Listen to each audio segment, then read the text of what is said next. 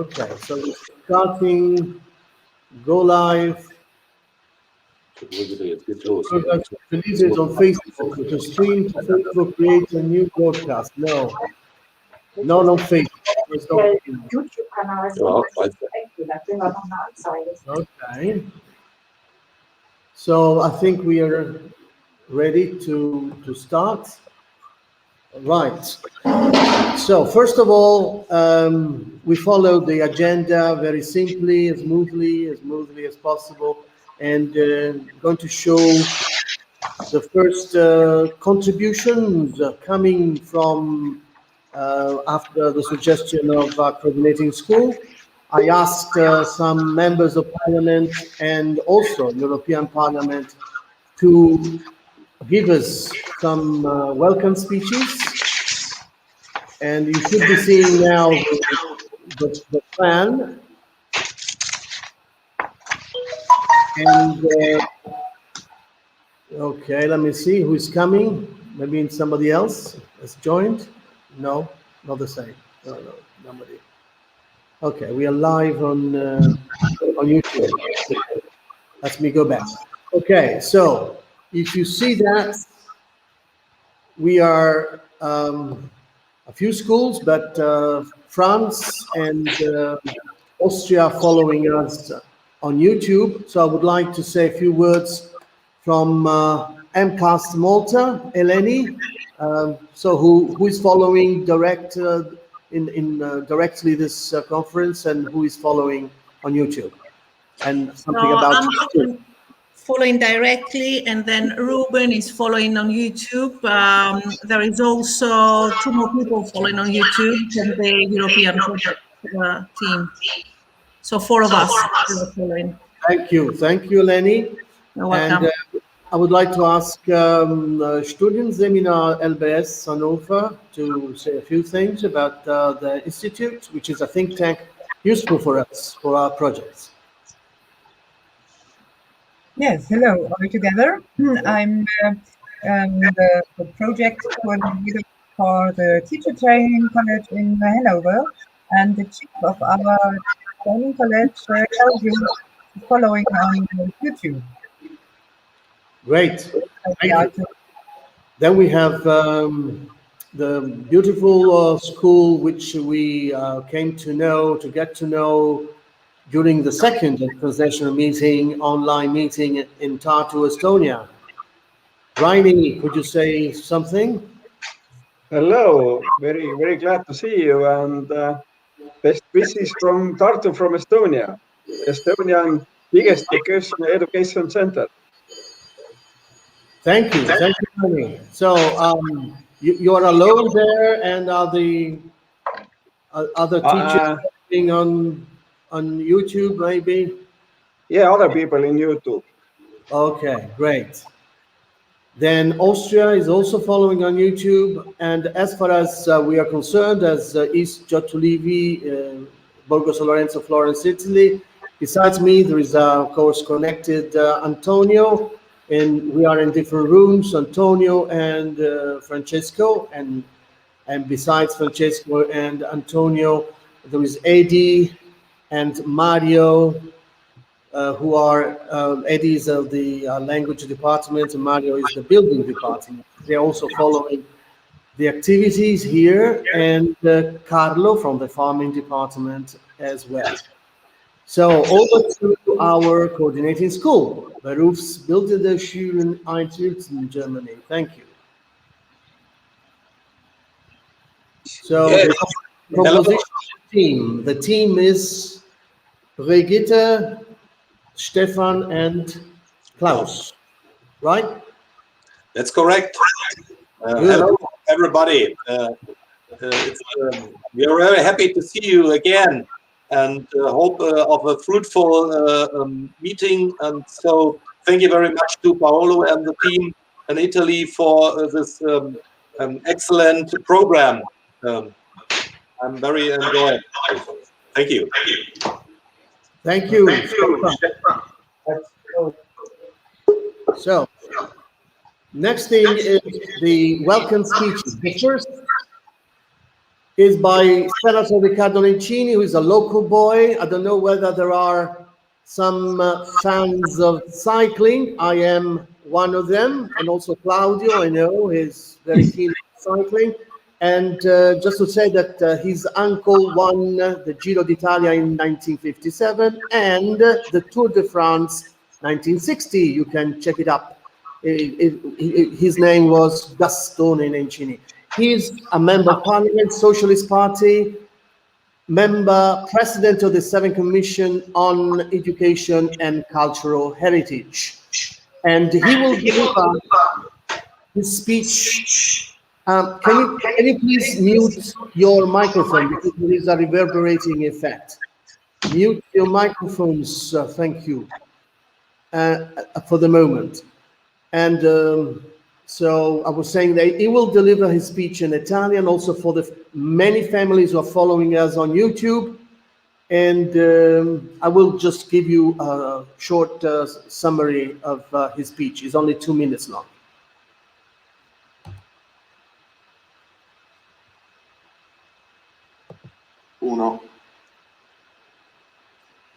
Ragazze e ragazzi, buongiorno a tutti. Vi trovate forse per la prima volta in contatto con quella valle confinante con Firenze che si chiama Mugello, dalla quale provengono molte storie e molte anche verità. Il Rinascimento fiorentino ha un piede molto forte proprio nella zona vicina a Borgo San Lorenzo, al Vicchio, dalla quale proviene Giotto di Bondone. I medici provengono da questa terra. C'è un'attenzione molto radicata al talento, alla creatività. E delle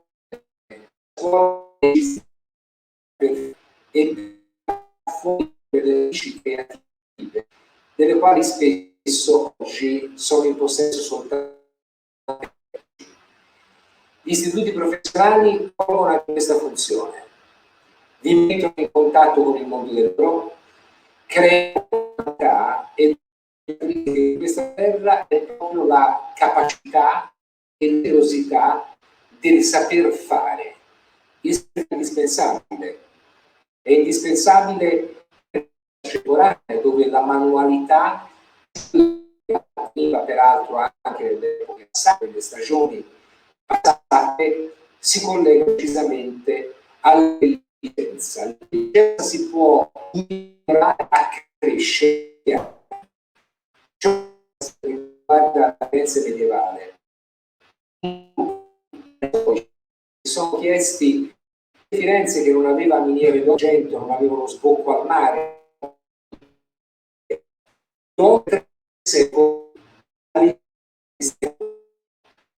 la scoperta era in pochi giovani. Dove era il punto? Il punto era che Firenze era una città che aveva 10.000 legge, quindi la storia che si è allontanata da quel mondo all'epoca può alla fine rispondere sempre alla stessa domanda. Un abbraccio forte, in bocca al lupo, davvero. Okay, so basically, Senator Nencini was saying that the vocational skills are very important for our society, and so projects like this are very good in honing a new generation of people who will be leaders in the future world. But what struck me most is the example he makes about the importance of Florence between the 13th and the 16th century.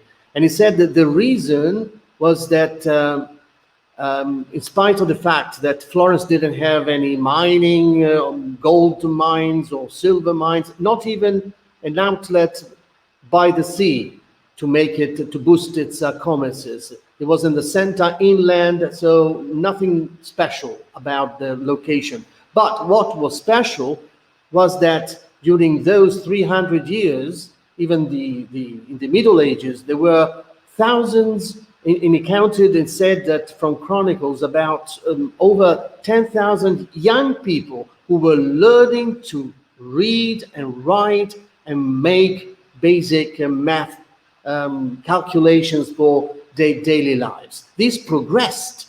This triggered a virtuous cycle which made things better, get better and better, and the prosperity was widespread for many swathes of the population of that time. So learning is the key concept to making the world a better place to live in. That's the essential message.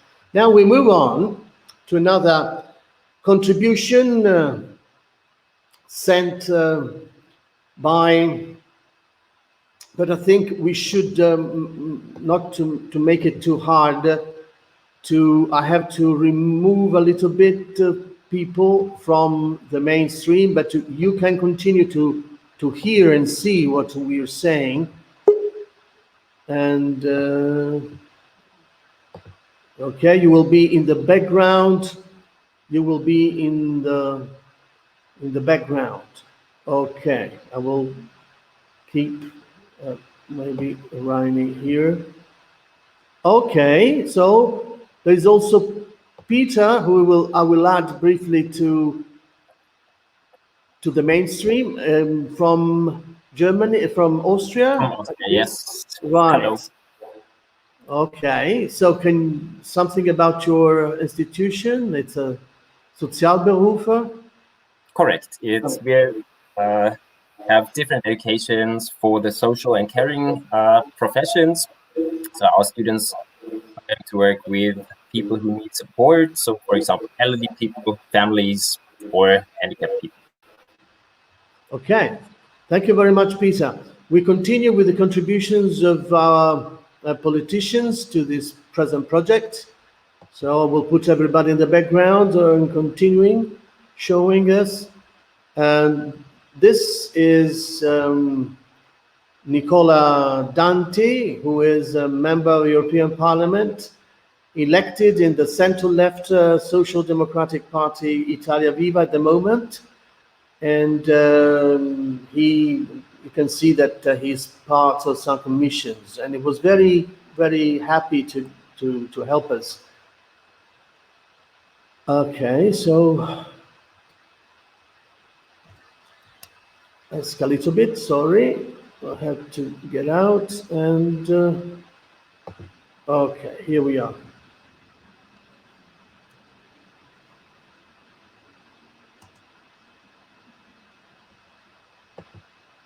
Dear students, dear friends, it is a great honor for me to have the opportunity to send a message to you all attending this event organized by High School Giotto Ulivi.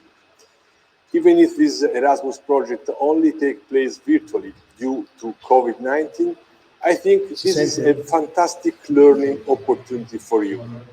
Erasmus represents the spirit of the Europe, learning together, exchanges views and opinions, enriching ourselves with the culture of others. As the European motto says, we are truly united in diversity. The Erasmus project is the most successful European program.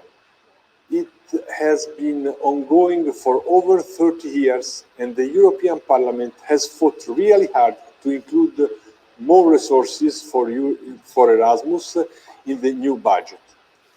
Even in a difficult economic crisis, we need to invest in our students, our new generation. And the recovery plan for Europe will need to do the same. Thanks to the historic decision to create common debt, we now have a lot of resources to invest. But we need to invest them well to benefit new generations. In particular, we need to ensure the green and digital transformation to make our economy more competitive and our societies more just. With this project that you are doing, based on digitalization and sustainability, it is clear that you know very well what are the priorities for the future. So now we need all your skill and your abilities. Starting from this Erasmus project, it will soon be your turn to shape the direction of Europe. Thank you for the invitation and all the best for your future.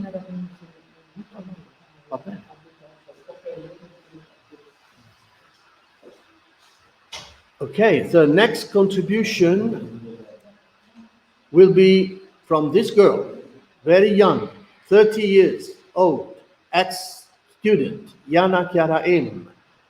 And she will speak for herself. She will deliver the speech in English. Hi everybody, my name is Yana Im and I'm a member of the Italian Parliament elected for the Five-Star Movement. First of all, it is my sincere pleasure sending to all of you a good luck for this important academic adventure. I'm sure that these experiences and projects will grow and enrich your life baggage as teachers and school managers and will also contribute to the better education and professional career of your students. About me, I am a member of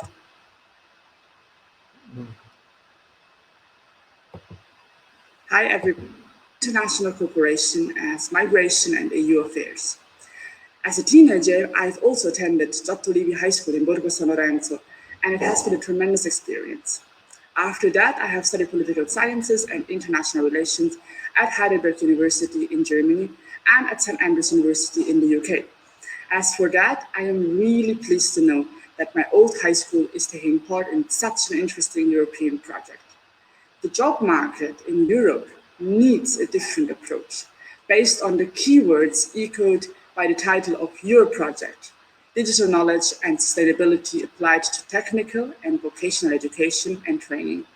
And I believe that creating centers of excellence in the VET system with this open-minded view will inspire young Europeans to become fully empowered citizens and future leaders of the more united and more democratic continent. Not only making good friends and creating connections between both school staff and young people in keep with the Erasmus Plus spirit will make the whole of Europe a more inclusive and advanced point of reference for the whole world. That's maybe even more important for a small but beautiful area like the Mugello area. In conclusion, I really want to say a big thank you to Stefan Novacin, the school principal of the Berufsbildende Schule Uelzen 1, for having strongly supported this project, and to Paolo Badiali for having been involved in this event. And I send to all of you a big good luck for this very important journey. Viel Glück an alle, habt viel Spaß, es wird sicherlich ein tolles Erlebnis sein. Bis bald. See you soon. Hi everyone. Hey guys, so next step, can you hear me? Can you nod if you hear me? Because I see only my video picture. Yeah, you should be hearing well, right? Okay, so instead of me or other people telling you something about the school, our school, we thought just to make a video clip and ask the students themselves to be actors and show you the school directly themselves. Hi, my name is Simon in English, and I study building technology at Giotto Ulivi High School. This school, which is both a gymnasium and a technical school with some practical aspects which may have been included in the VET system.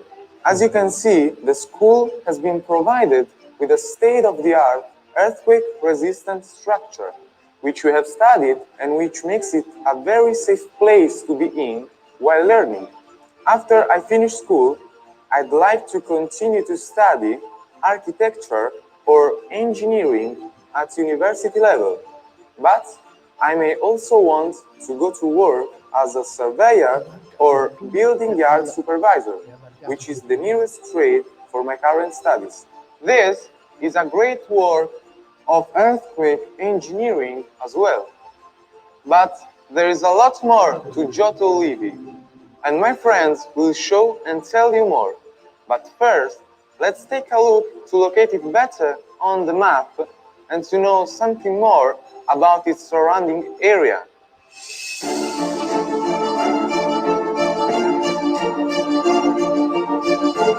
Hi,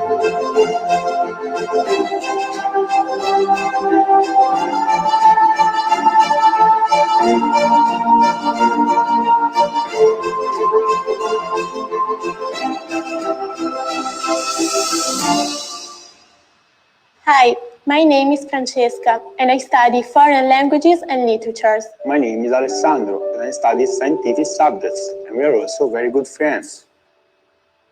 Giotto Ulivi High School is located in the wonderful Tuscan town of Borgo San Lorenzo. We are at the very heart of the Mugello Valley, a beautiful rural area just a stone's throw from Florence.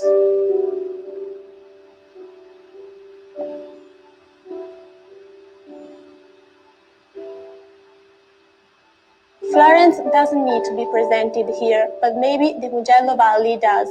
Not everybody knows that it is the place of origin of the Medici family, the very cradle of Renaissance. Well, things change over the years, and these days our area might be more famous for this. A top-notch racing track, hosting the MotoGP, and during the pandemic years also the Formula 1 Grand Prix. This is the Mugello circuit.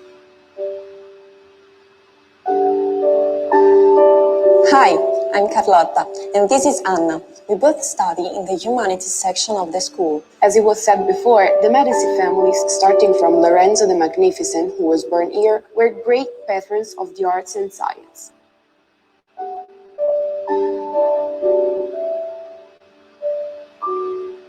And they were pivotal in fostering the development of the early Renaissance.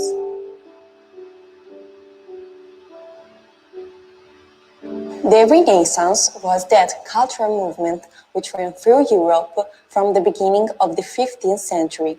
The Renaissance was made famous by such artists as Donatello, Leonardo, Michelangelo, Brunelleschi, Botticelli, and many others who came mostly from Tuscany. Actually, a few kilometers from the school, you can find birthplaces of two famous painters of the past. They are real big shots in the world of art, and their names are Giotto and Fra Angelico. Giotto was a painter who actually transformed Western painting in the 13th century with a passionate humanization of religious figures. Fra Angelico was one of the most delicate painters in the early Renaissance.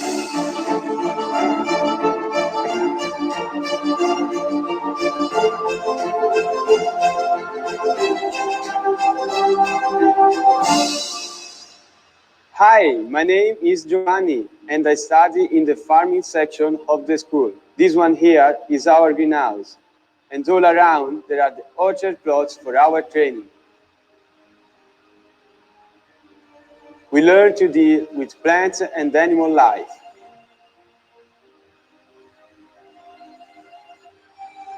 After I finish school, I may continue to study farming at university level or try to land a job in the farming sector.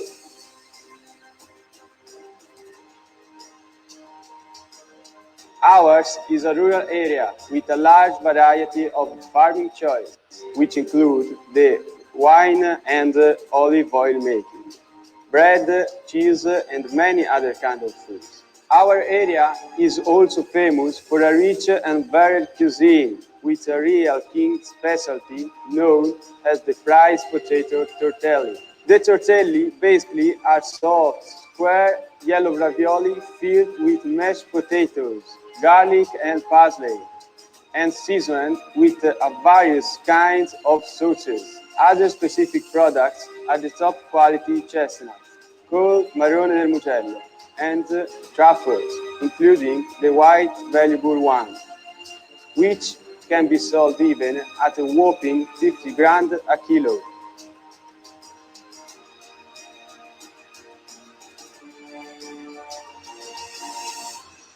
Hi, my name is Talel, and I study subjects related to the economy besides the core ones.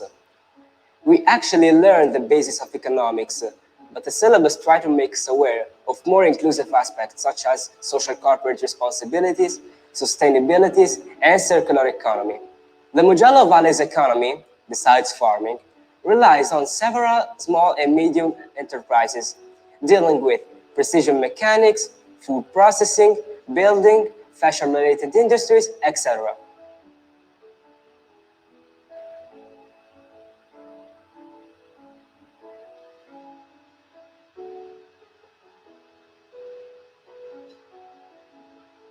So, hope you've enjoyed this quick drive through our school and our territory. There's also another aspect that we want to remind you here. That's the fact that you are very keen on working with other schools on Erasmus Plus projects.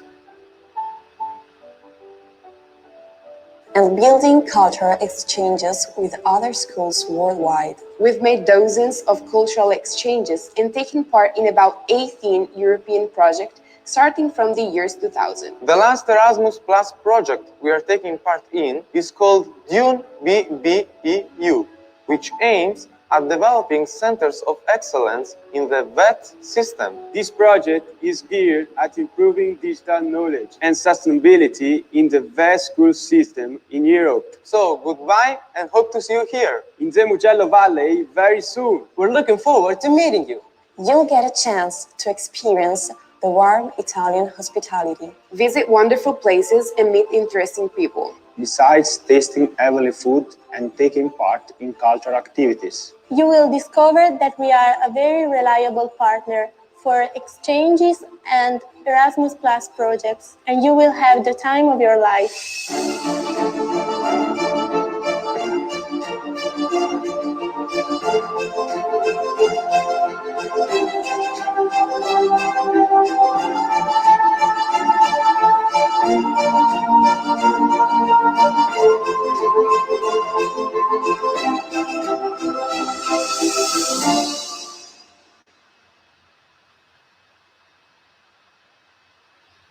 Hi. So this part is over, and we'll move with Antonio towards the first delivery speech about sustainability in business through virtuous examples. So we'll mute, the microphone myself, and I'll put Antonio back. Wait a minute. Okay.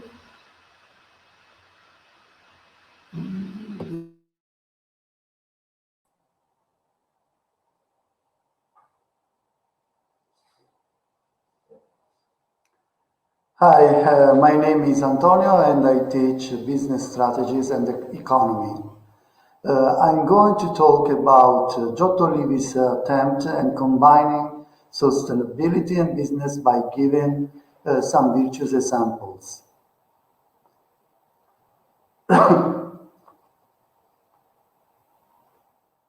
Opening the slide, sorry.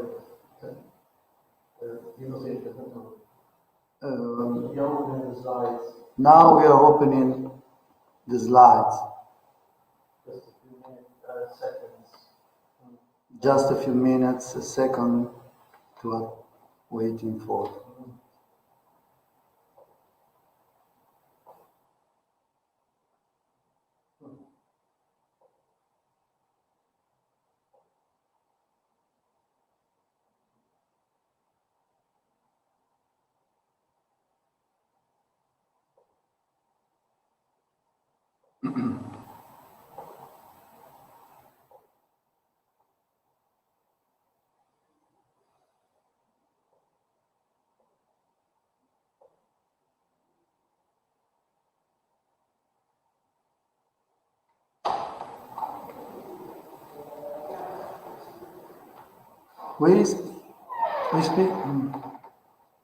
We speak about territory and production, recycling and reuse, packaging and labeling, and CSR communication. Our syllabus and our workshops aim to make students aware of the existence of a different vision of the economy through the work along with the institutional subject where decision-making responsibilities which involves the protection of the environment. According to this vision, The company is no longer aimed only at maximizing profit, but at applying a principle of the circular economy. And now we are going to follow this map where the protagonist is the reuse, recycling, and the recovery of materials.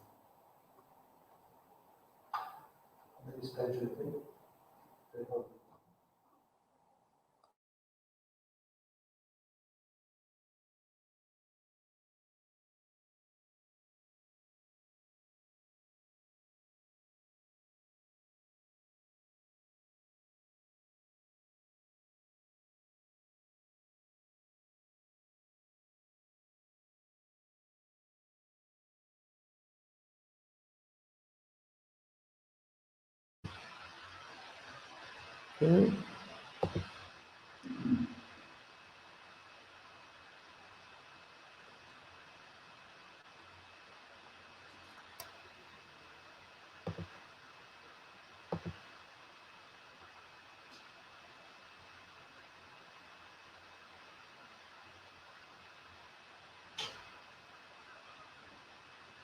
Okay, falta la musica.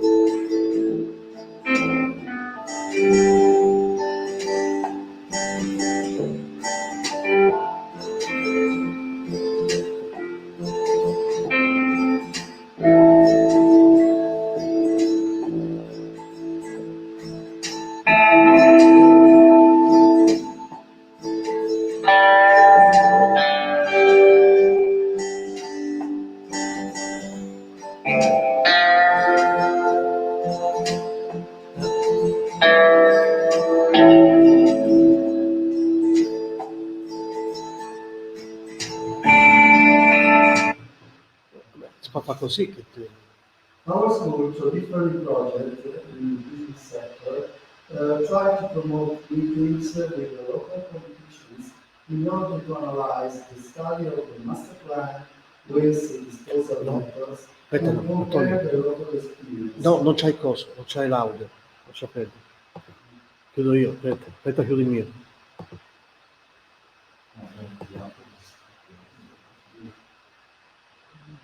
Spegni il mio.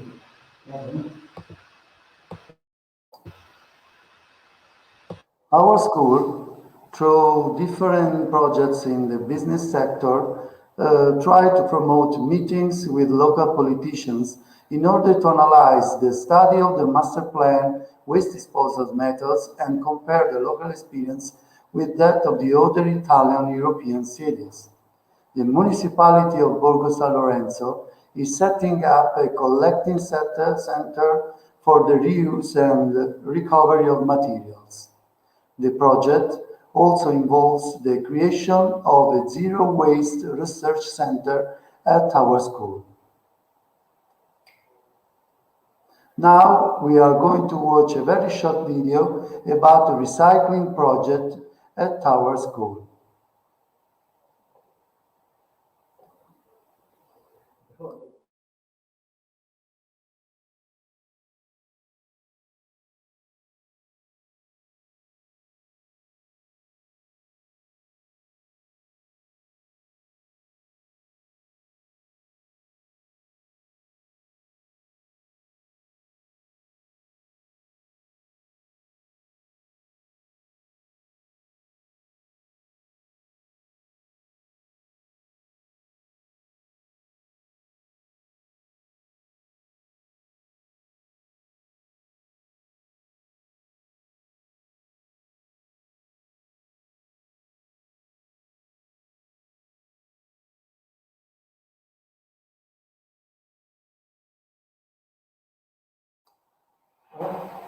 Here you can see Mirko, an expert of the Zero Waste Center of Capanori near Lucca, training our students in the repairing, dismembering, and the reuse of PCs parts.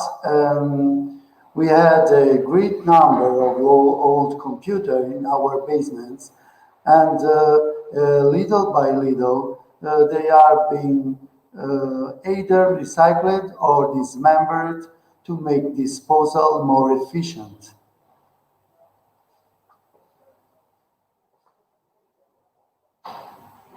Of course, the biggest problem is to make this activity self-sufficient, with older students handing down their know-how to the younger ones.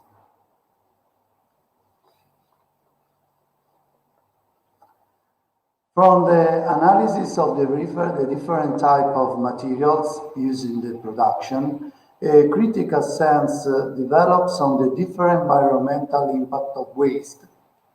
This happened, for example, through a visit of the Zero Waste Center in Capanri, near a beautiful Tuscan town of Lucca. Here are a few pictures of this beautiful town, which we hope to show you in a future meeting.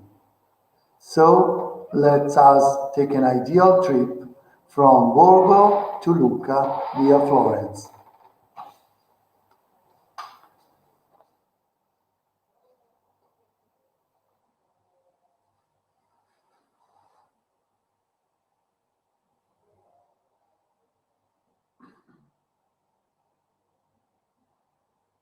The man you see here at the Zero Waste Center is Rossano Colini, a primary school teacher who won the Golden Prize for the Environment in 2013. We actually take our student to talk to him, or we invite him at our school on a regular basis. He is really inspiring from the younger generations, and he knows how to speak to them.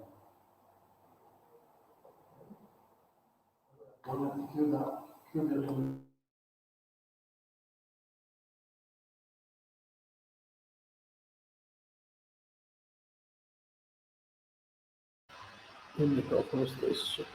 Ok, poi si va da dopo.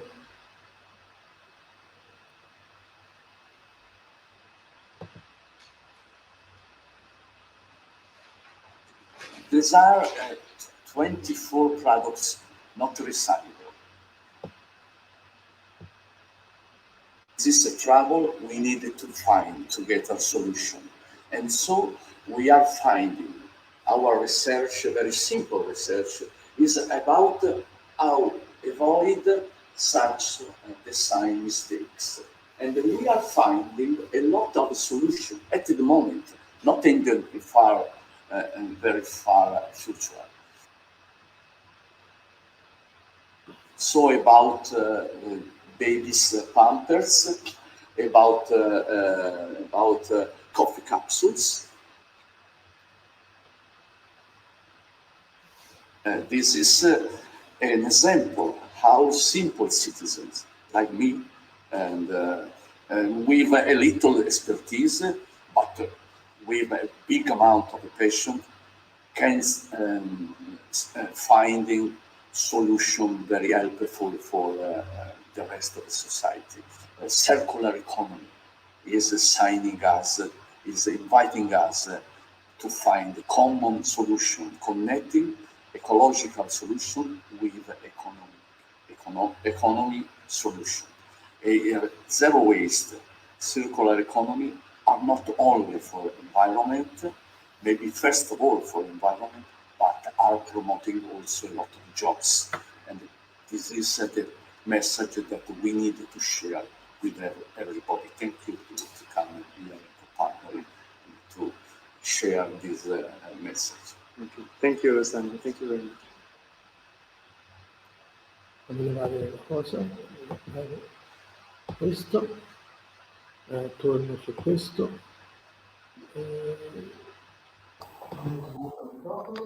This man also inspired our students to take action to ask big pen manufacturers to reduce the impact of the material used for producing their famous pens and office equipment.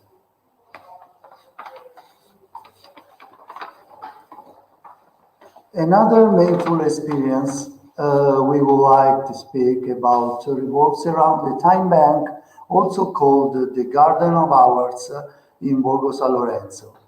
We want our students, our economy students, also to acquire a spirit of solidarity and understand that the human relation and exchanges are also profitable.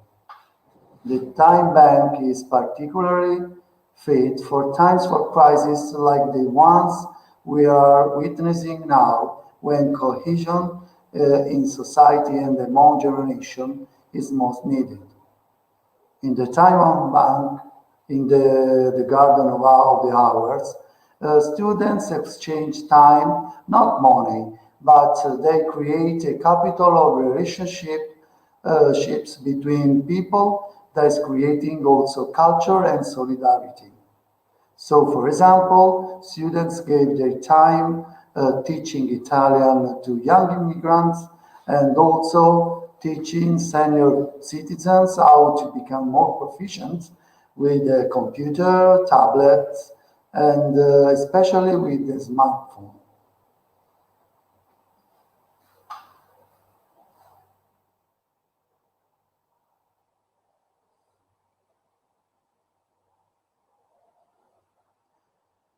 And retired people taught them how to repair things, especially touching buttons or so basic elements in gardens, or to grow vegetables on the municipality community plots near our school.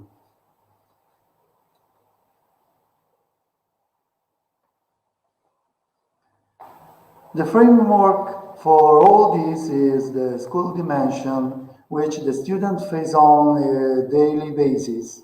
See the internal project to raise awareness in the circular economy, which concern with collecting school waste, in this case, bottle plastic caps, to transform it into research.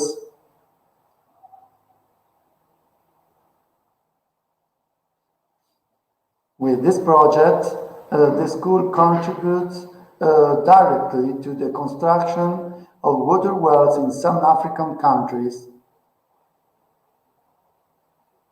thus also teaching students the value of the solidarity and of supporting virtuous environmental practices in their daily lives.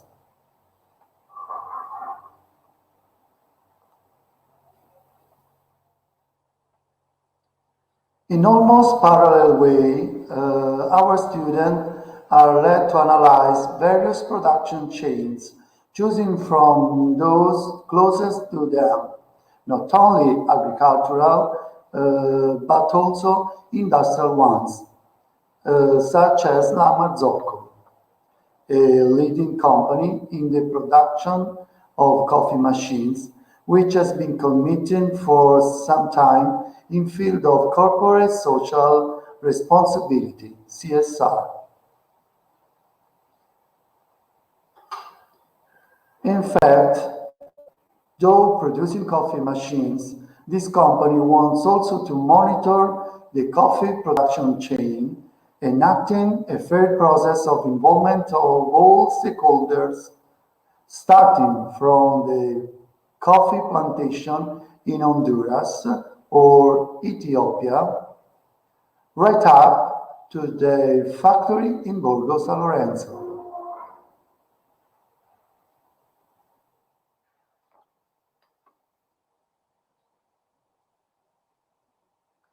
However, the territorial dimension in which the students live, the history of the territory and its productions are always taken into account.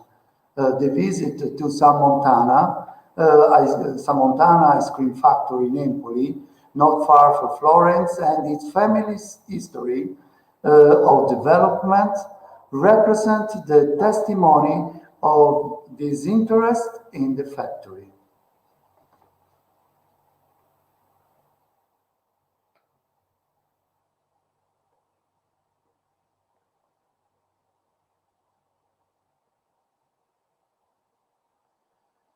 The analysis of the application of the circular economy concept continues through the experiences in the real context, such as those in which sustainable companies operate. See, for example, the visit to the National Beekeeper Consortium CONAPI, near Bologna.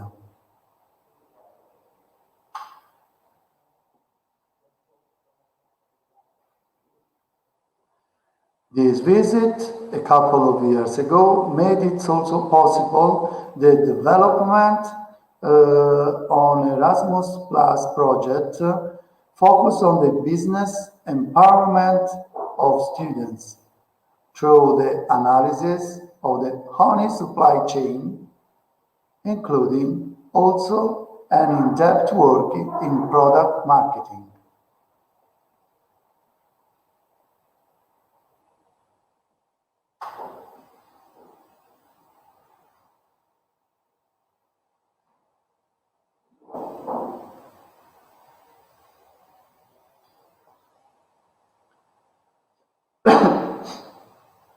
Students actually came to create their own brand of honey and a specific gift box and labeling. Besides other products such as saffron, natural food, and flower bed seeds. In fact, thanks to this Erasmus Plus project called Green Team Entrepreneurs, our students developed a true spirit of entrepreneurship and business creativity as to create a virtual company, which eventually also became real.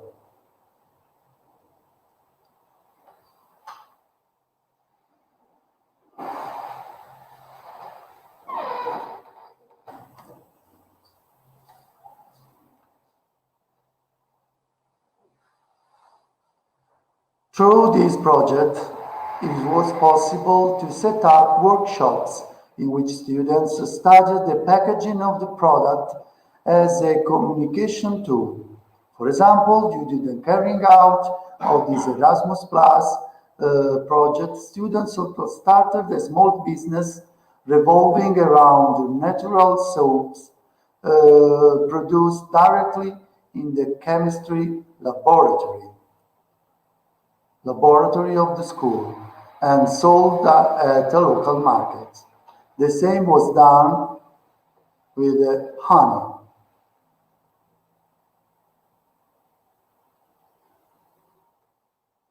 This is actually becoming a sustainable natural soap and honey making activity, which is also being included in the science syllabus.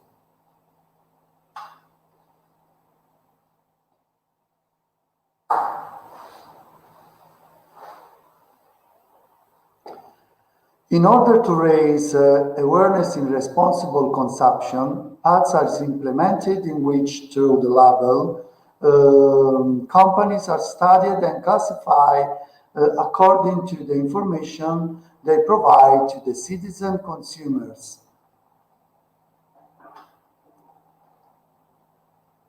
This is in order to help students choose from the perspective of sustainable development goals. And here you can see that students gave the free reins to their marketing creativity for our virtual company, designed the label and the packaging of our product.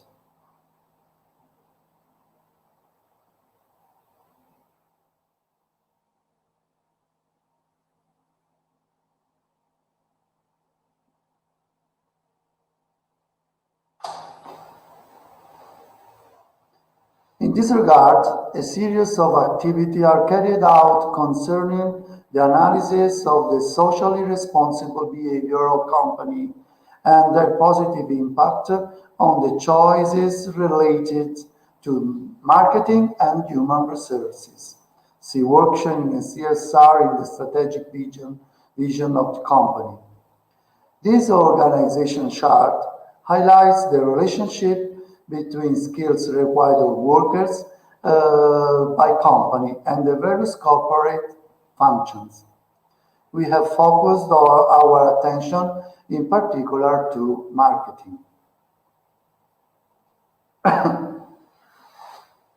The students are committed to detect the consumer's need. We are talking about the consumers who are environmental conscious, so the students, after this pinpoint the consumer's need, highlights the way through which the business can satisfy them, in particular by relying on environmental friendly, on organic products chosen at the local market.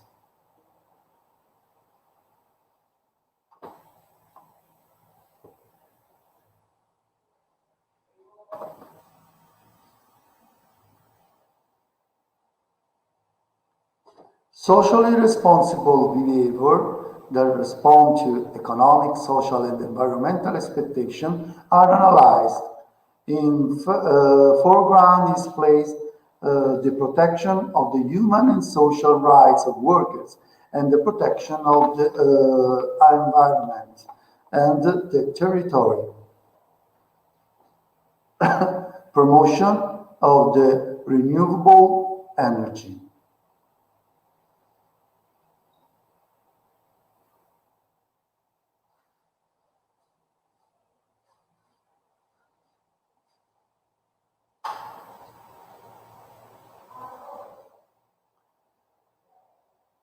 The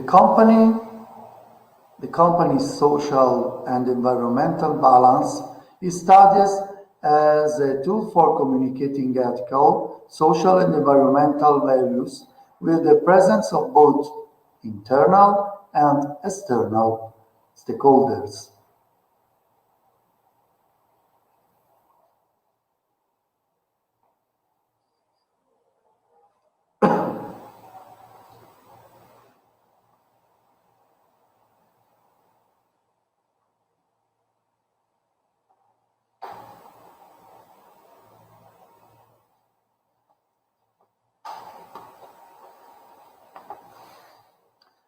Through the analysis of the direct experiences of companies and recycling, our school wants to share good practice with students in order to stimulate the promotion of the virtuous examples in context of sustainable economic growth, different from the past.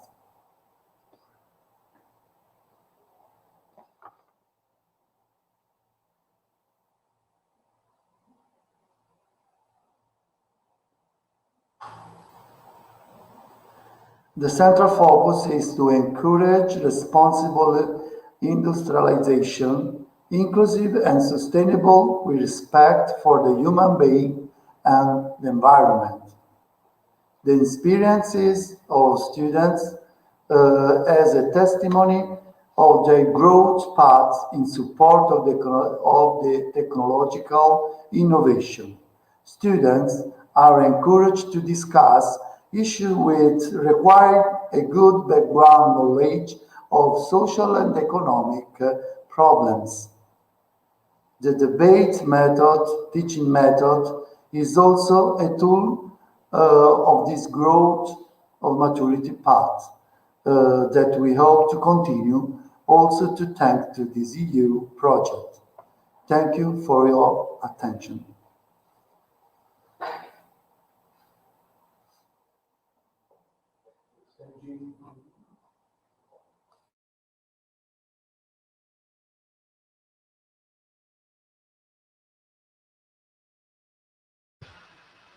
Okay, thank you very much, Antonio.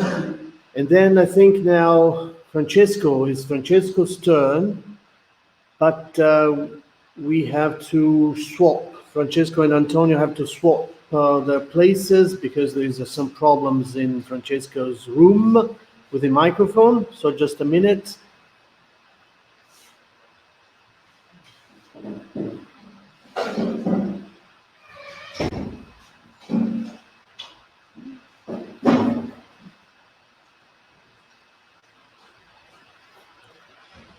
Okay.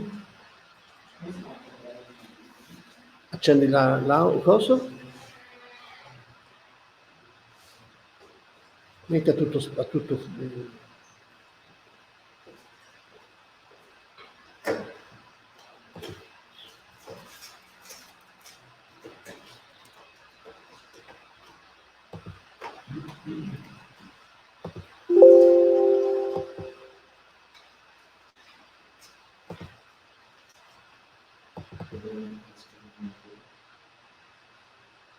No, perché?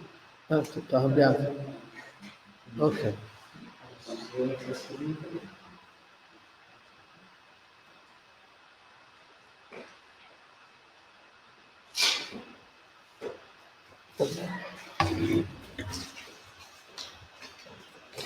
Hello, everybody.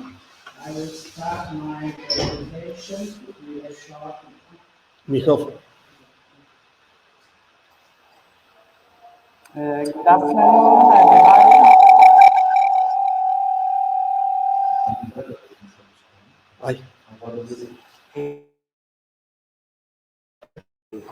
Good afternoon, everybody, and I will start with a short introduction to the subject of the presentation. My name is Francesco Lupi. I'm a teacher in the technical field of land surveying and design and technical drawing. And I will talk about the activity of excellence that has maturated within one of the different sections of our school, which is centered on building, land surveying, and environment, and which has found an effective synthesis in the workshop on the Monastery of Santa Caterina da Siena in Borgo San Lorenzo. Basically, the monastery, dating back the 16th century, and has stopped its functions a few years ago. Now it became property of the Mugello community, and a lot of ideas have come up how to restore it and how to open it up to the whole local community. Here is a short video of the center of Borgo San Lorenzo with this characteristic tower bell of irregular hexagonal shape, and next to it the Monastery of Santa Caterina. Now we will see this video. It was designed and shot by the students of the school using drone, and is related to a 360 degrees area view of the town of Borgo San Lorenzo, where our school is located.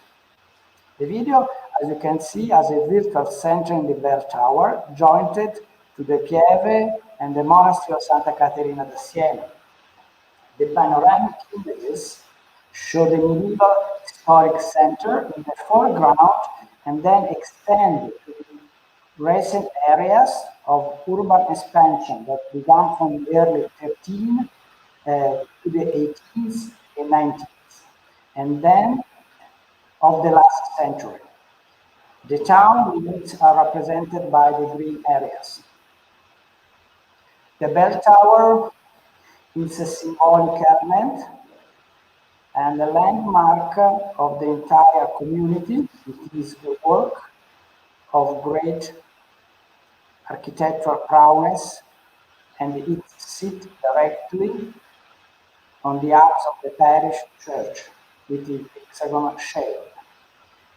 And it is built in bricks in 1263 during the transition period from the Renaissance to the Gothic. Okay, now now there is another short presentation. We can see that there is a short presentation about architectural conservation. The workshop developed some topics on architectural restoration, both from theoretical point of view and through practical experiences.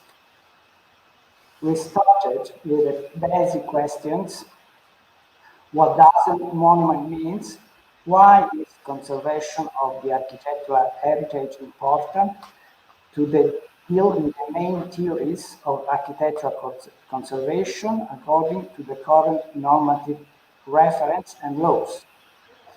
The topic of architectural conservation in its facet is one of the specific aspects of Mugello and Tuscany, in which economic development and the tradition represented by the historic centers, towns, villages, and by the beauty of the landscape have always blended together over the centuries, as you can see from this short video.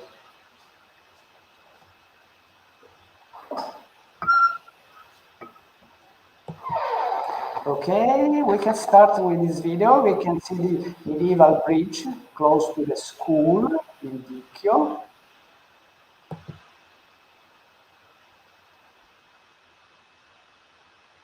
You can see again the bridge of the medieval bridge.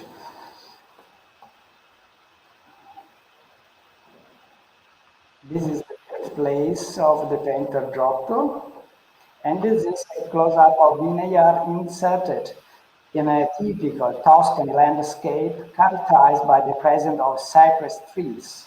This is a sort of historic landscape. Then we are back to the birthplace of Giotto, famous Tuscan artist in the medieval period, precursor of the Renaissance period.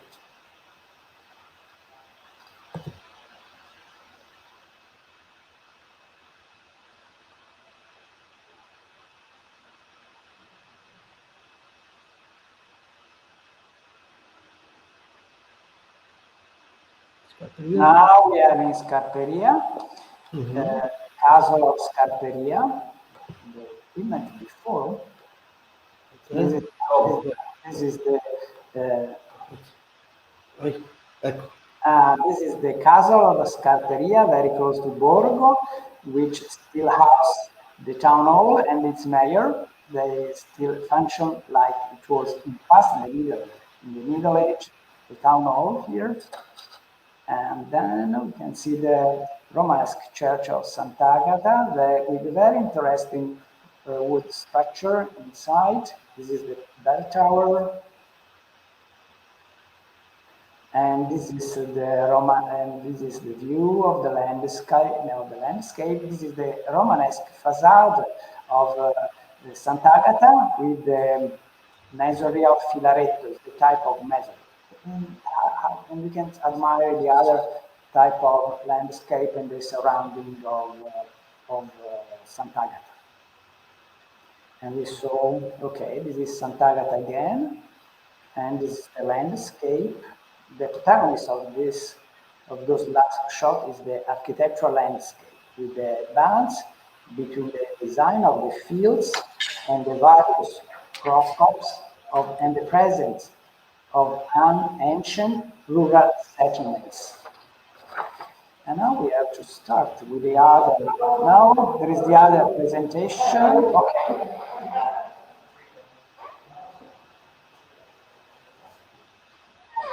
And the other presentation, what has been described implies the need of knowledge and training of students on traditional construction techniques and traditional materials and their conservation. What does it mean lime mortar? How to recognize it in reality? What is a drywall and the technology behind it? What are the methods of applying plaster? What are the traditional techniques of structural woodworking? Those are some of the specific topics in which students are trained as early as the second year of high school. This is the first unit that is related to the masonry, instruction, and materials. The training is about stone masonry, brick masonry, and how to deal with the conservation of old buildings. Next. We can see some drywall in the countryside of Mugello. and also part of the training is to understand the technology, the materials, and how they did in the past this type of dry walls. This is how to apply the line cluster. And now the second unit is the stone. And the northern part of Mugello area that is very rich of stone. It's a special type of stone called Pietra Serena. It's a sort of sandstone, and Firenzuola is very rich. There is a very large quarry of sandstone, and the first part of the unit is to visit with the students the quarry and to understand how they keep the blocks and to cut it and to transport the stone blocks to the lab. And the other topic of the unit is to understand how to carving and ciseling the stone and which are the traditional methods how to carve the stones and the traditional tools like the pointed chisel like this one, the hammer, and how to use it. And we do some lab with the students, one day of lab with these tools. And this is part of the unit related to the Pietra Serena, is the visit and the works in the lab inside the Museum of Pietra Serena in Firenzuola. We can see here in this image the museum, part of the museum of the preservation of the ruins of the old Renaissance fortress that has been destroyed, bombed during the Second World War. And part of the museum is dedicated to the preservation of these ruins, and this part of the itinerary. And the other section of the museum. And now we see some example how to use the Pietra Serena in the city center of Florence. And we can see the exterior pavement of in a square historic center of Florence, how to use the stone in a street furniture, the stone bench in a modern contemporary design.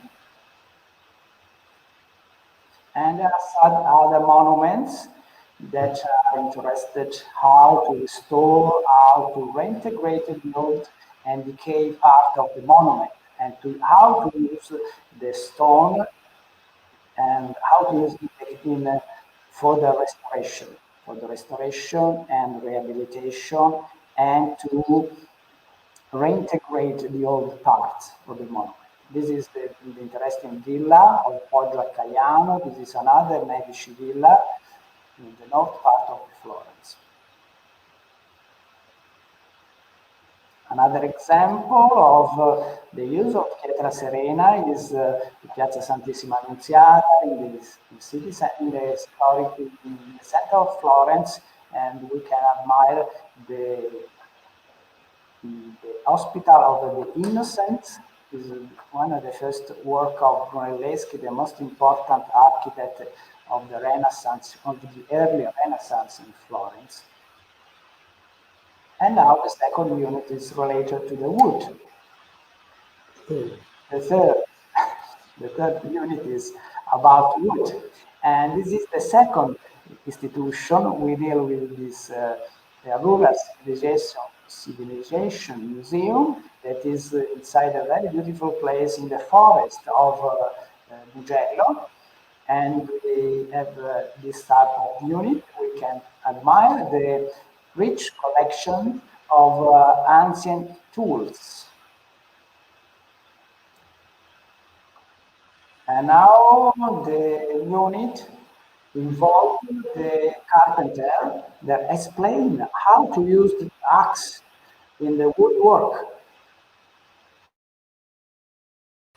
This is an example how it was done and how it was transformed a log in. the idea of this unit is not to refuse any technology, but is to recognize the science of ancient tools and to preserve it in the case of old wood structure. And now there are some relationship between the technical drawing and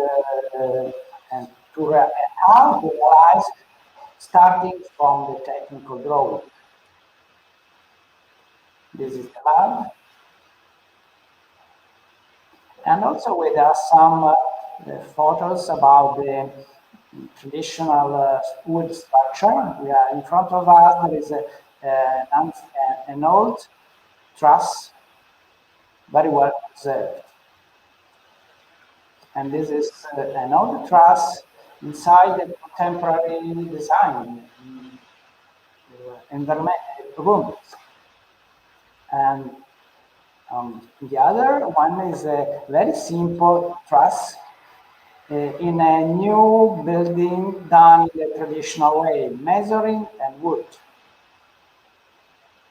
And there are two examples of wood slab and an example of a student that is working on restoration of an old coffered ceiling of walnut wood. And now we have to come back to the workshop of the Monastery of Santa Caterina. The image shows the facade of the church built in the early medieval period, and next to the church there is the lab of the monastery. The facade is an expression of the restoration carried out at the beginning of 20th century, and the interior has three naves divided by columns and pillars, and houses a valuable collection of works of art from the Middle Age to the 16th century. And inside the collection there is a very important work of Giotto, a wood painting attributed to Giotto. Now we have to come back to the lab.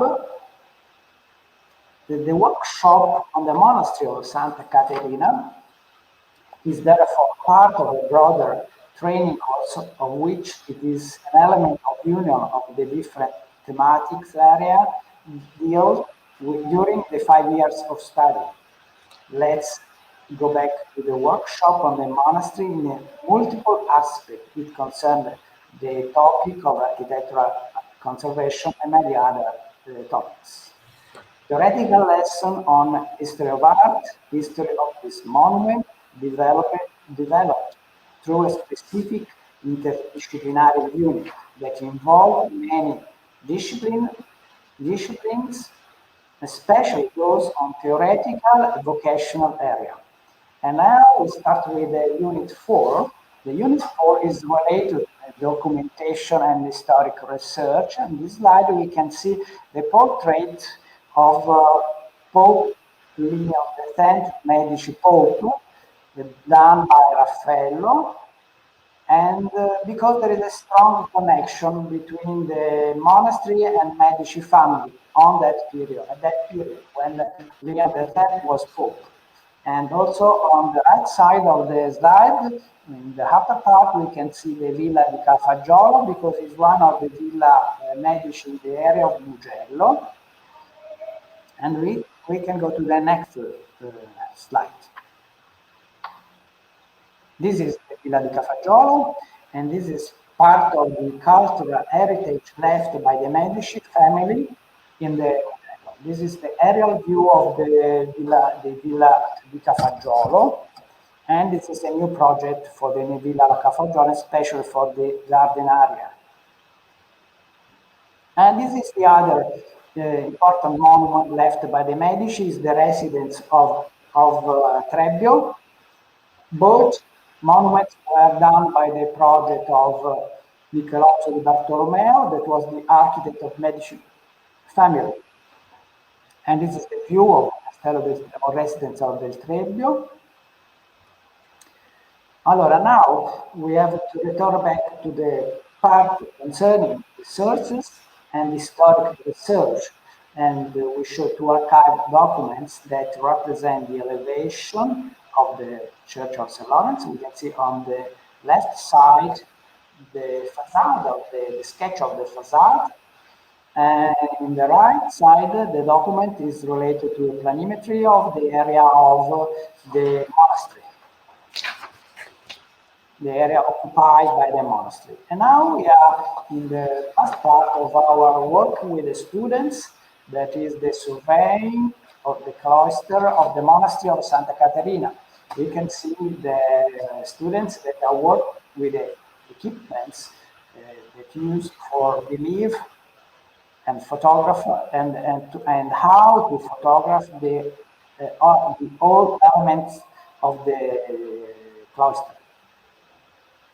They use the traditional way to relieve, like the steel tape measure, the double meter, geodetic survey, many other type of way to relieve the monument.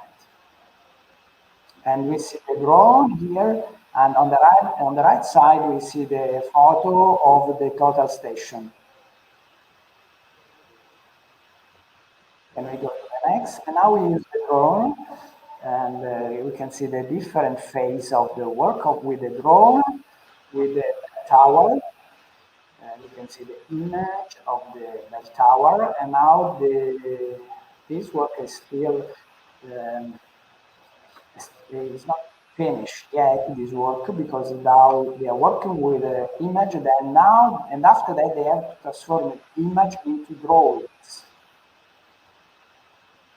Other image from the drone, the facade, the two-step of the facade, and this is the museum, the monastery, the old monastery, and this is the well. Borgo San Lorenzo, Firenzuola, Caderci, the Medici Villa, itinerary of the territory of Mugello, extraordinary example of an open-air museum, but even more suggestive itinerary in which past and present dialogue in that virtuous way that strengthens the idea of community. Thank you very much for your attention.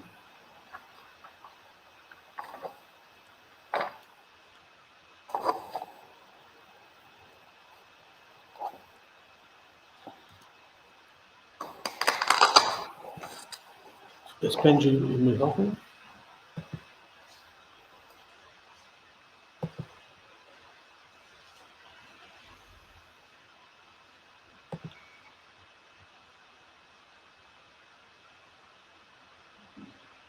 Okay, guys. Now we move on to the last phase of the conference, and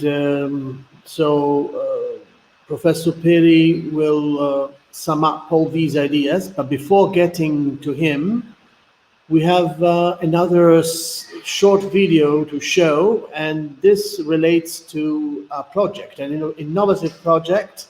Actually, Professor Peri was the mentor of this project himself in the vocational field, just to make our students more into the leadership of their territory by managing all the supply chains involved in the trades, both traditional and new, which come up in our society at the moment.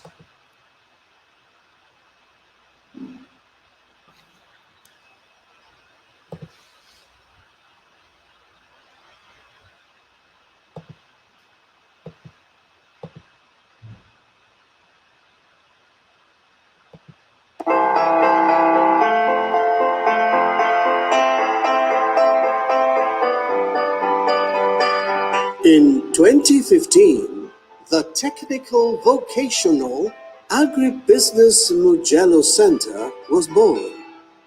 This is a network of public and private entities, including schools, institutions, companies, and training agencies. In recent years, the Technical Vocational Center has undertaken the study of the development potential of the agri-food supply chains in the Mugello Valley. The goal is to create a synergy between the educational system and the local production system by training young professionals capable of innovating and enhancing the agri-food supply chains. In the school year 2017-2018, the course Community Supply Chain Management was launched on an experimental basis, followed in 2018-2019 by the Integrated Community Supply Chain Management, a project of 100 hours of vet training for more than 100 students. The course involves 28 local businesses belonging to 9 different supply chains: milk and cheese, meat, spelt and ancient wheat, oil, wine, chestnuts, fruit and vegetables, farm holiday resort catering, forestry and woodworking. The program of the course includes 3 seminars on the topics of marketing, communication and leadership, followed by several days of study in companies in which students and entrepreneurs analyze the strengths and weaknesses of specific agri-food chains. Finally, students and teachers will process the data collected by preparing a summary document on the development potential of the agri-food supply chains in Mugello, thus also providing food for thought to policymakers for further improvements. Unfortunately, due to the COVID-19 pandemic, most of the activities have been interrupted, but we are confident that we will be able to resume them at full throttle from the beginning of the next school year 2021-2022.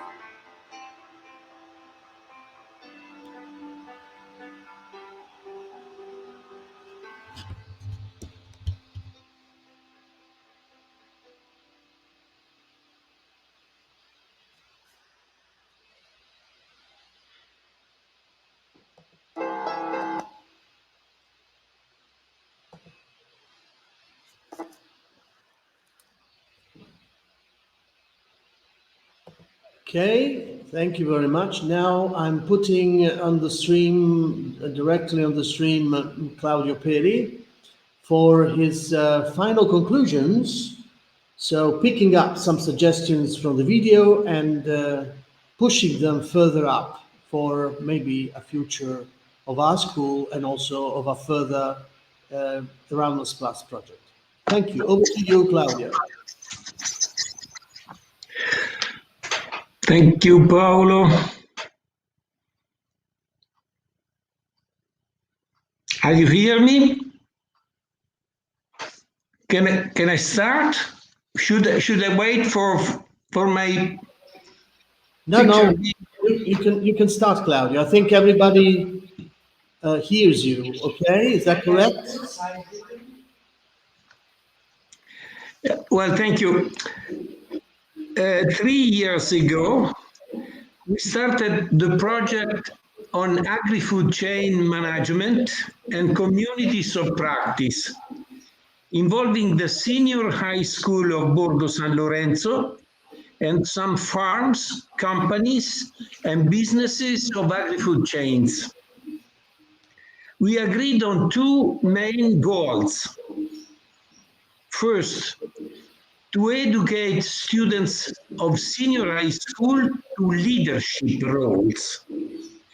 In fact, they should become able not only to carry technical duties, but also to be leaders of working teams or companies or institutions.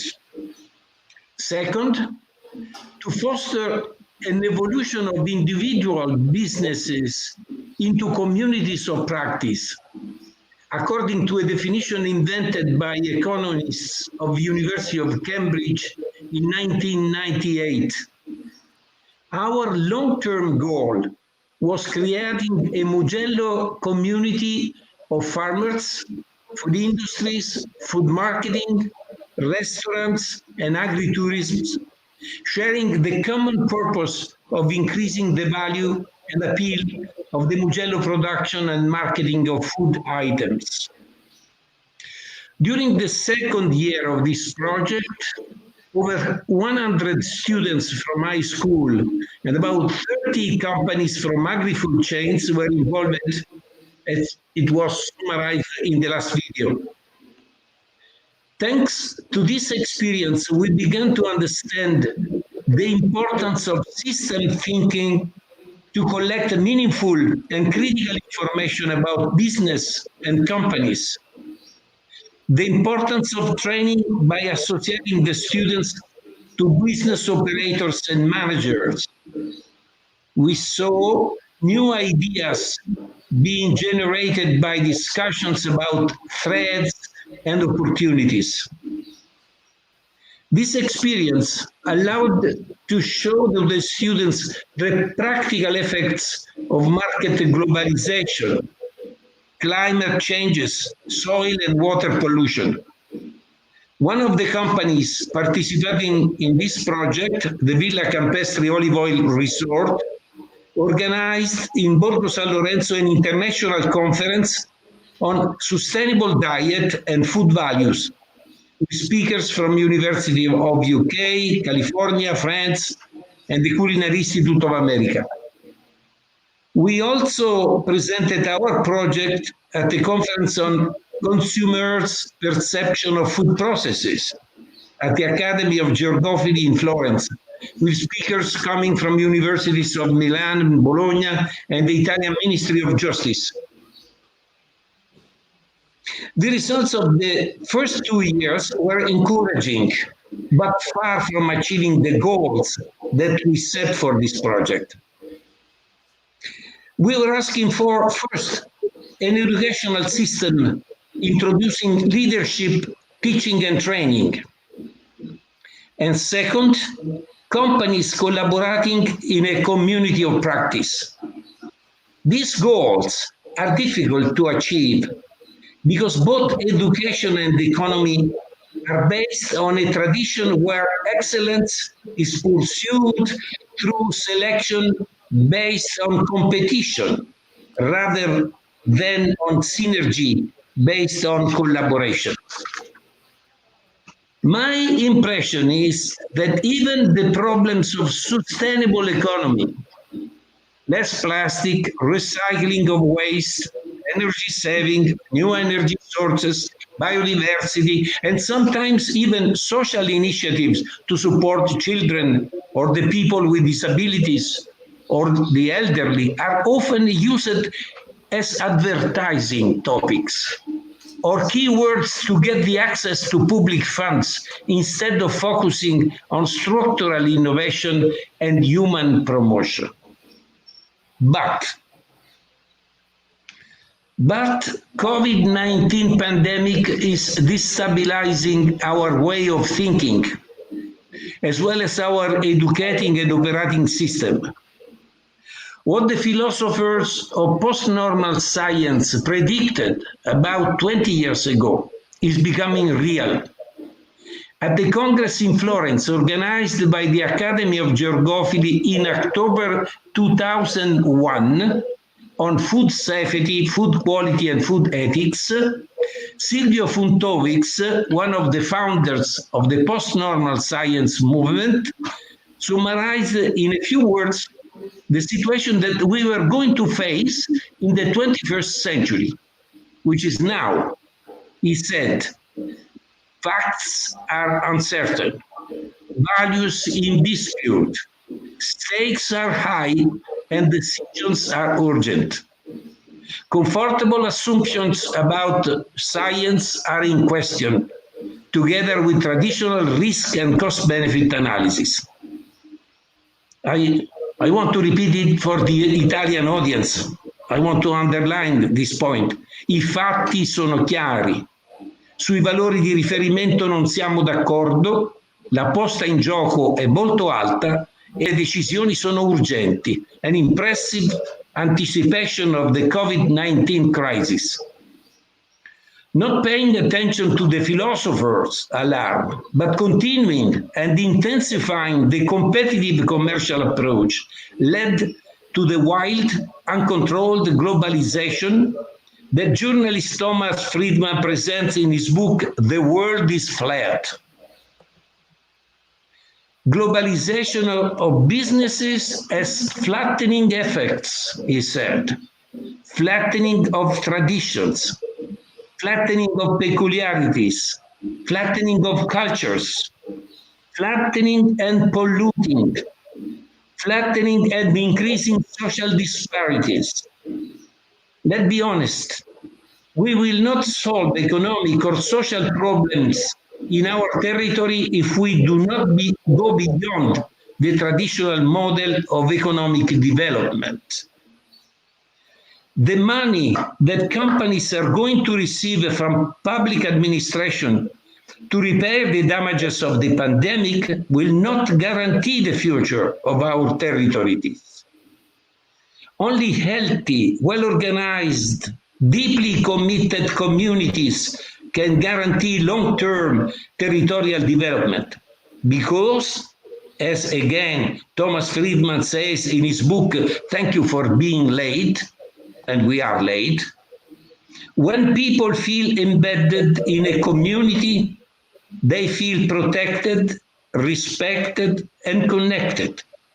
And that feeling is important because when people feel protected, respected, and connected in a healthy community, it generates enormous trust among the community members, as well as between the community and its customers.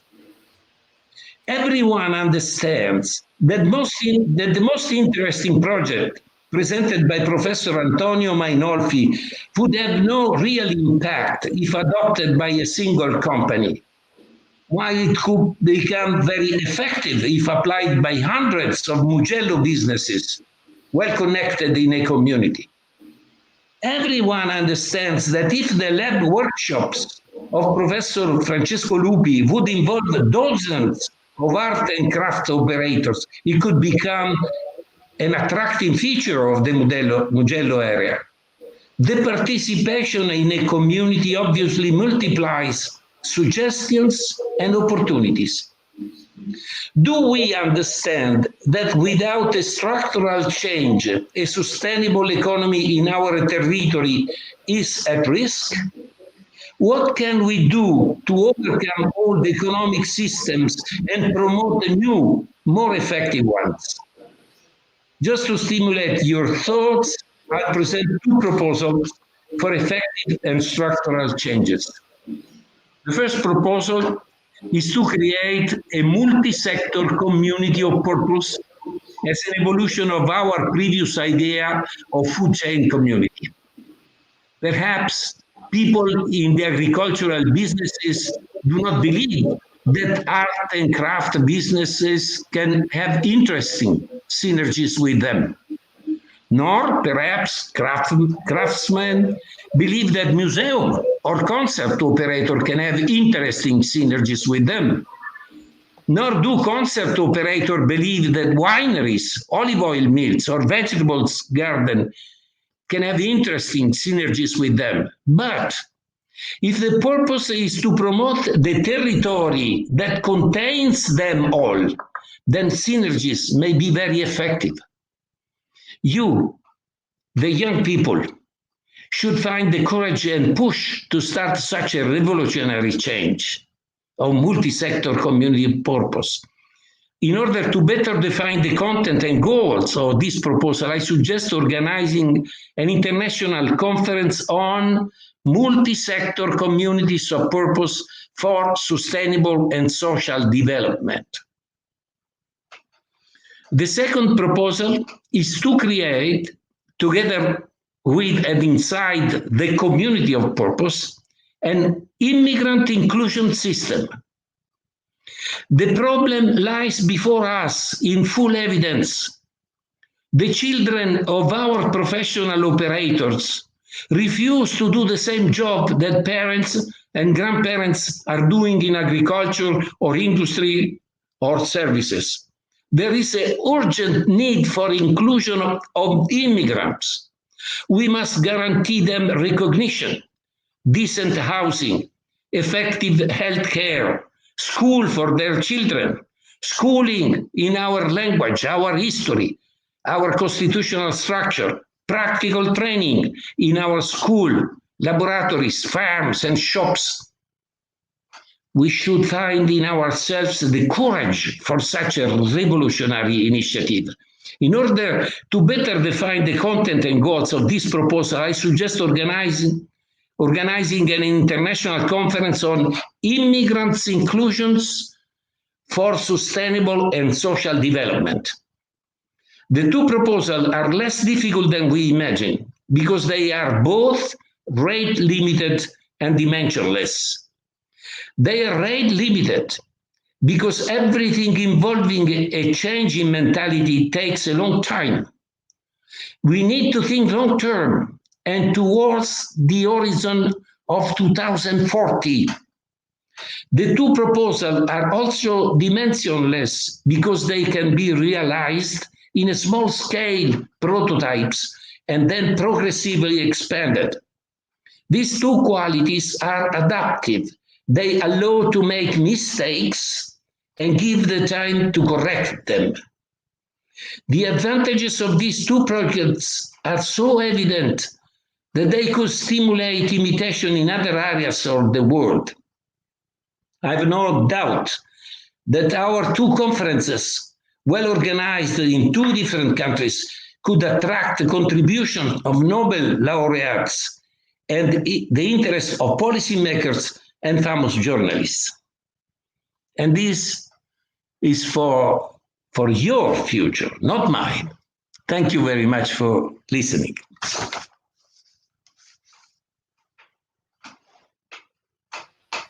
Thank you, Professor Perry, for your, as usual, very, very profound contribution, which is mesmerizing and needs time to be assimilated, I think.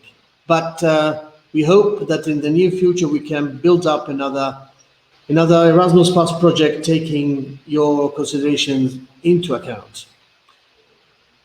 Now, so there's time for discussion and especially time for our coordinator to set the agenda for the next part of the project itself. And also, this is time for open discussion.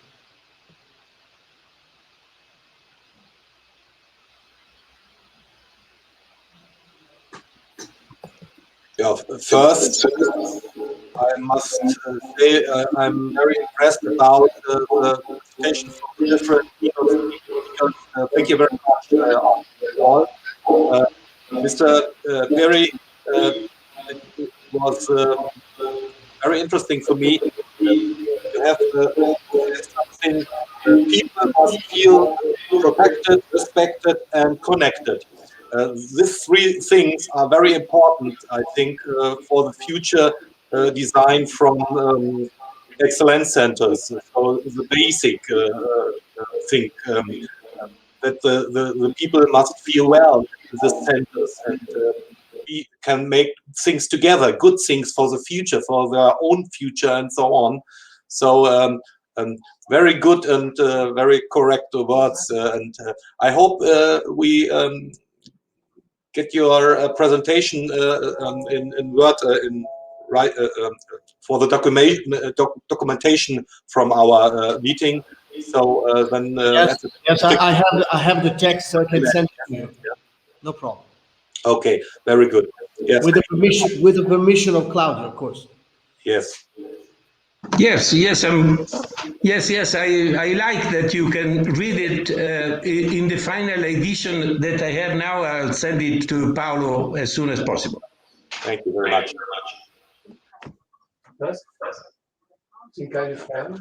Brigitte, dann platzieren wir die, ne? die Fragen, die du hast jetzt hier. Nee, das sind keine Fragen. Ja, wir haben noch eine. Wir haben eine? Ne. Oh, okay. I see by your presentation, Paolo, that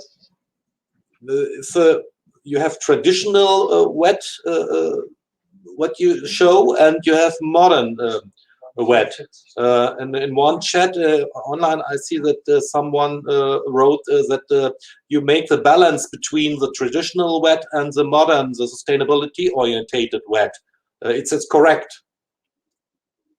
Your microphone, Paolo. That's correct. Yes, that's the idea we wanted to share. That just being an old country with lots of traditions, arts and crafts, etc., we need to have a modern way to apply VET to the educational system. That's we see what you do now, but what is your wish for the future? What you can do better in an excellence center with better conditions, personnel and with the machines and so on. Can you say something to that?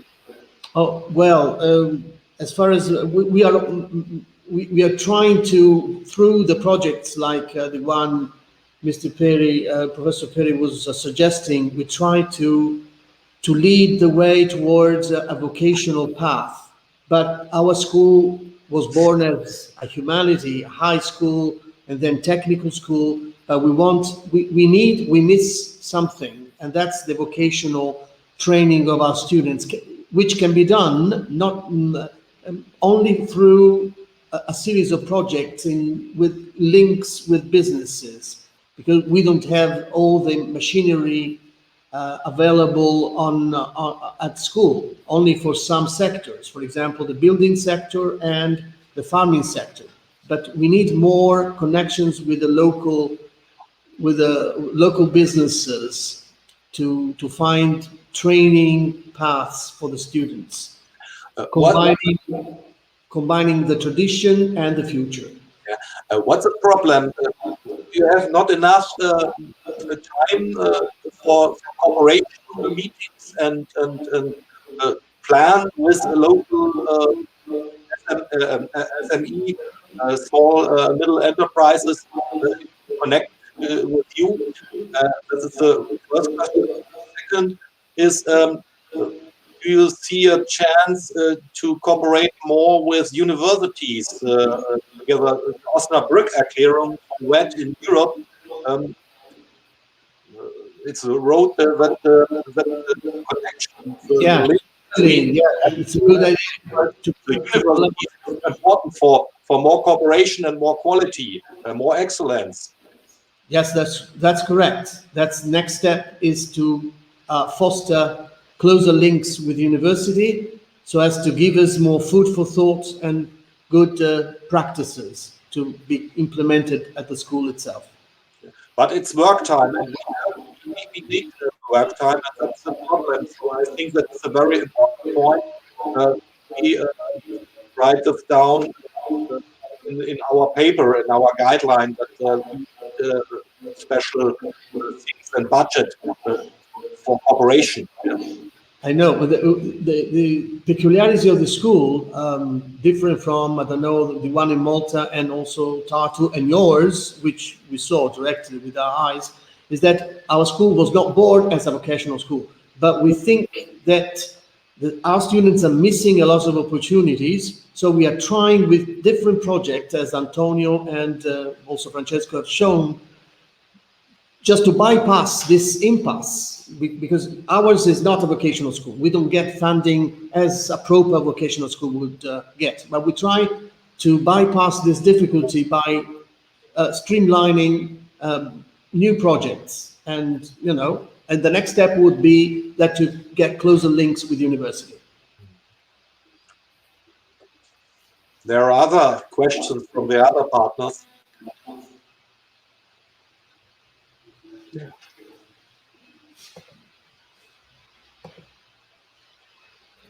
Rainy, have you a question or a comment?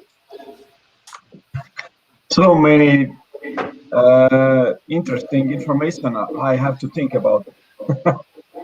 There are too many inputs, but yes, absolutely. we can share also some threads of discussions on ePale, and also, I don't know, maybe after the video has been recorded, so there will be a lot of inputs. Yeah. Absolutely, yeah. When all the papers will be published, also especially Claudio's speech, that will be probably stimulate discussion and reflection. Eleni, have you Yes, I or- want to ask something. I was impressed of your agriculture facilities, and also what you've been teaching to the students for agriculture, which I think leads very well to all the sustainable goals. Yes. Links to more than one. Is the public participating into that, or is totally happening in the school? So No, there's a total link, as Claudio was pointing out, this supply chain management enterprise and project was to join together local entrepreneurs, businesses, administrators, politicians. It's similar. We were jealous of the links that Stefan had found in Germany to make an idea, a dream come true, actually.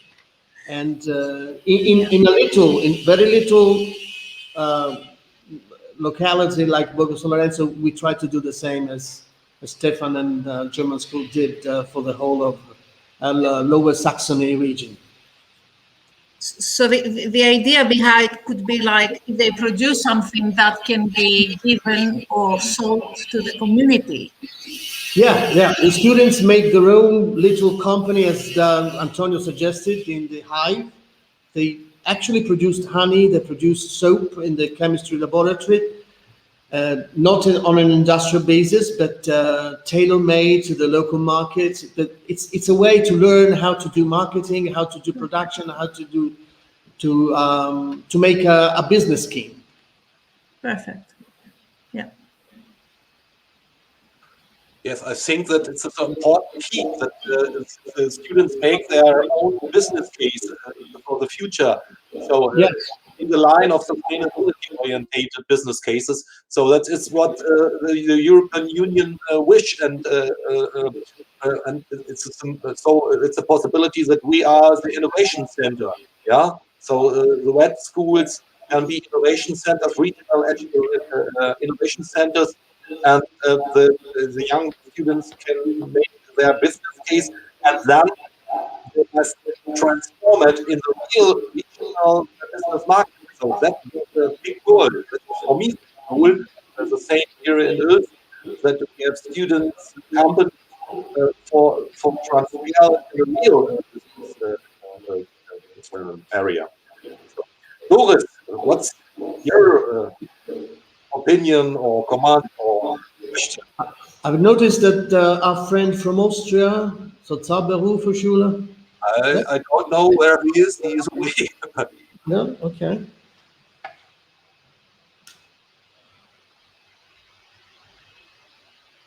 Micro, Doris, micro.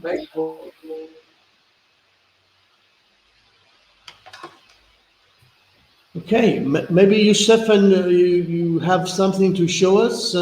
Maybe you have a presentation.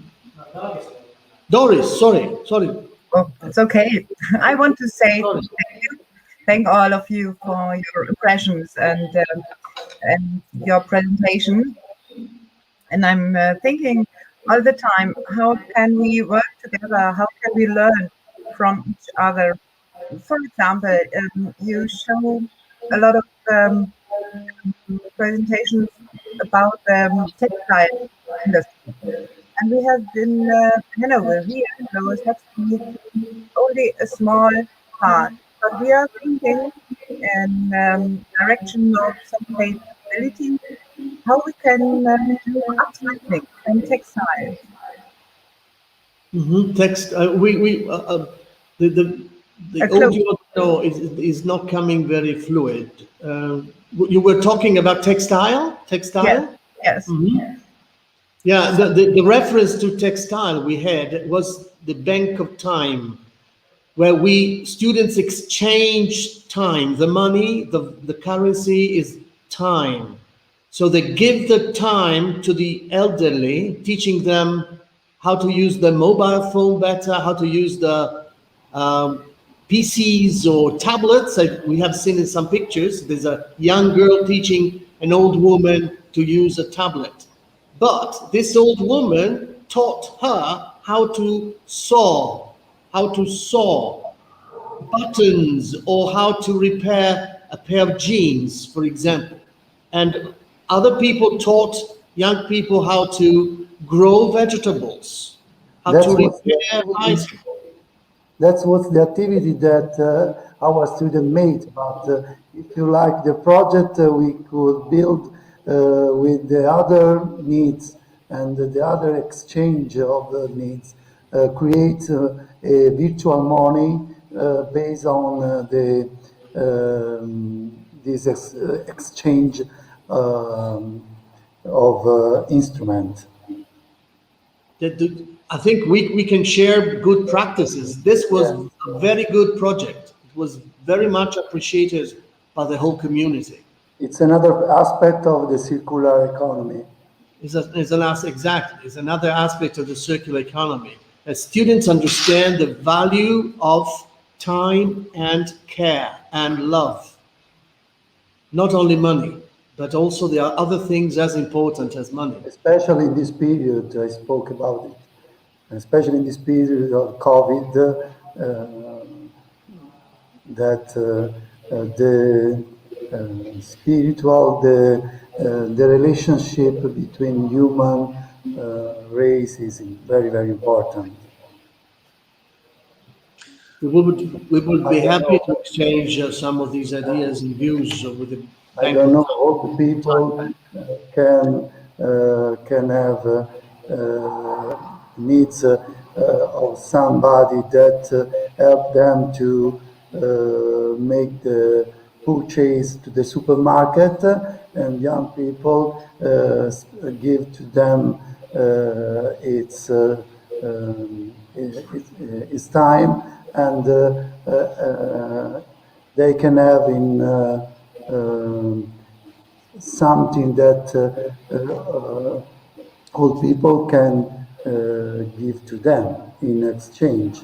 This was another system. Yes, the point, do it yourself, or have you competences to repair something.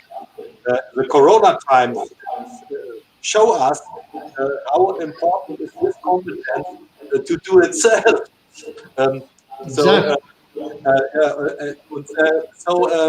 I think we have a problem with support professionals.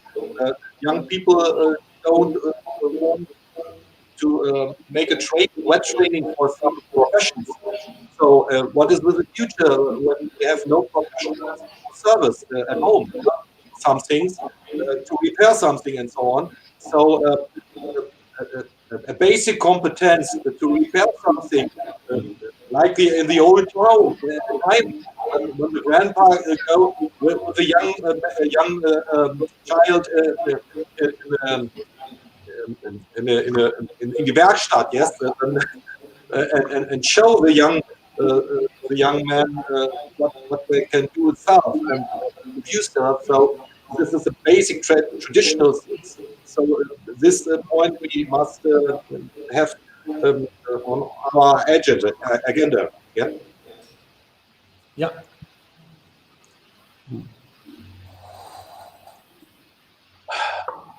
Other ideas or comments?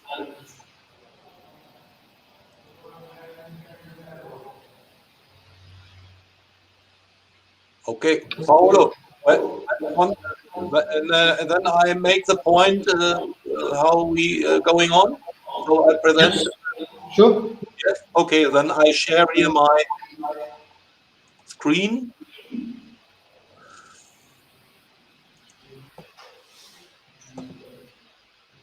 So you see my presentation chart?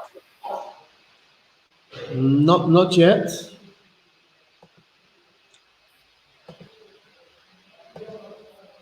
And now? Now. Yes. Now. Okay. Yes. Yes. So that the first slide center our goal, the EU Wet Excellence Center, and the 17 Sustainable Development Goals. Can you, Stefan? Can you get nearer the microphone because the audio is not coming out? Okay, it's now better. It's yes. now better. Yes. Okay. Yes, what gives us orientation? That's 17 Sustainable Development Goals around the WET Center, and so the WET Center work for these goals and other goals like the climate change and climate change goals, national, international. All is a new mission for us as WET trainers and WET teachers and so on. I show you here the timeline. We started in Nielsen, then the next step was in Tartu Online, and now we are by you. And what's going on? I have the idea to make dialogue rounds with the stakeholders from the school. So around with the parents, around with students, around with the consultants, around with supporters for WET Center, and around with cooperation partners, universities, and so on, around with the union associations and administration, around with finally in the end of June with political stakeholders in Europe, so for Brussels and so on. And we look for opinion statements and comments. So, and all this dialogue results, and I write this not here on this chart, but Tartu present all the best practices in the online meeting. You make it today, and so we must think about new peer learning meetings for Malta, for Rouen, and for Graz. So I think that in the next month, to the summertime, in this month, March, June, we look for new dates to make the same like you, so that the other schools show us the best practices, show us the link to the sustainability, the link to the digitalization, and so on. And between, I organize this round tables with parents, students, artists, and so on. That's the idea. I hope the idea is for you. Okay.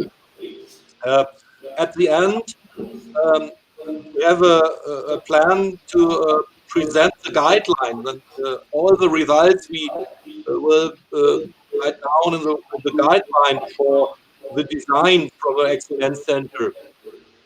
And so the date is the 3rd of September in Hanover. And after this, next slide, after this, the further timeline, we hope that the Corona is not so hard, or it's away, it's over, yeah, that we can realize our 3-day meetings.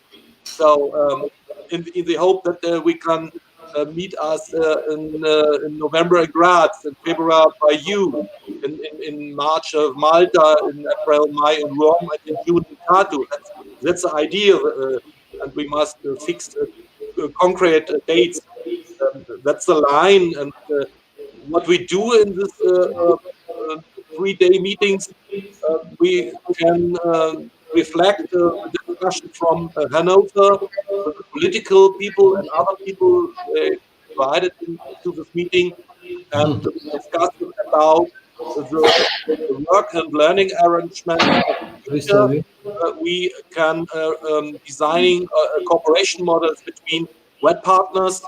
So, and for ideas training web teachers with trainers together, ideas for training heads of web schools with SME heads, and so on.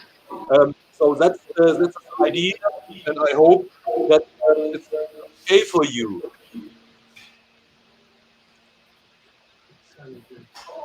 Looks okay.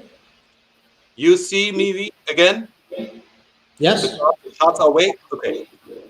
Yes, that's the plan, and I hope that we can go on.